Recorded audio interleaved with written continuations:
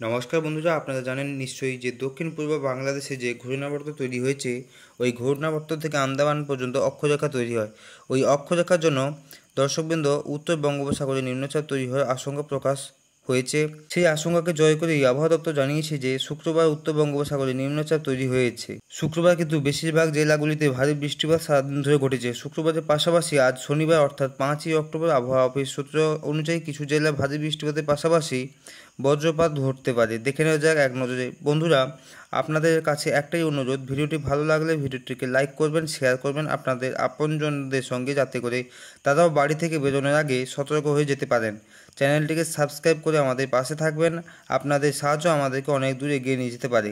4 তারিখ থেকে 6 তারিখ পর্যন্ত অর্থাৎ শুক্র থেকে রবিবার পর্যন্ত অনেক জায়গায় পশ্চিমবঙ্গের অনেক জেলায় হালকা থেকে মাঝারি বৃষ্টির পূর্বাভাস রয়েছে। 2024 সালে অক্টোবরে কিন্তু উত্তরবঙ্গের সমস্ত জেলায় ভারী থেকে খুব ভারী বৃষ্টির সম্ভাবনা আছে, যা কিন্তু 7 থেকে 11 সেন্টিমিটার পর্যন্ত হতে পারে। পাশাপাশি দার্জিলিং, কালিম্পং, জলপাইগুড়ি, দক্ষিণ দিনাজপুর জেলার বেশিরভাগ জায়গায় ভারী বৃষ্টিপাত ঘটতে পারে বলে জানা যাচ্ছে। পাশাপাশি জলপাইগুড়ি, মালদা, উত্তর ও দক্ষিণ দিনাজপুরে নাকি বজ্রবিদ্যুৎ সহ বৃষ্টি ঘটতে পারে।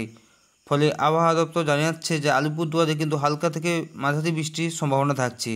দক্ষিণবঙ্গের 1-2 জায়গায় ভারী বৃষ্টিপাত কিন্তু ঘটতে পারে। বৃষ্টিপাত কিন্তু 7 থেকে 11 সেন্টিমিটার পর্যন্ত হলেও হতে পারে। মুর্শিদাবাদ ও নদিয়ায়, বীরভূম, হুগলি, পূর্ব ও পশ্চিম বর্ধমানের কিছু জায়গায় বজ্রপাত সহ ভারী বৃষ্টিপাত ঘটার সম্ভাবনা থাকছে।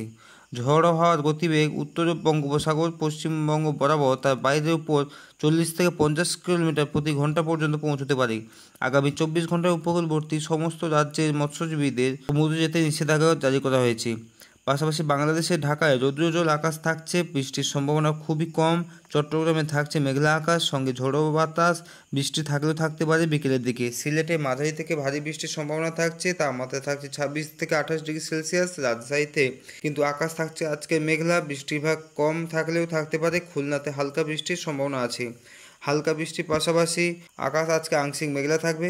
আচ্ছা, উত্তরবঙ্গে দার্জিলিং, কালিম্পংয়ে ভূমিধস নামতে পারে, নিচু জায়গায় জল জমতে পারে। সাবধান থাকবেন, সতর্ক থাকবেন।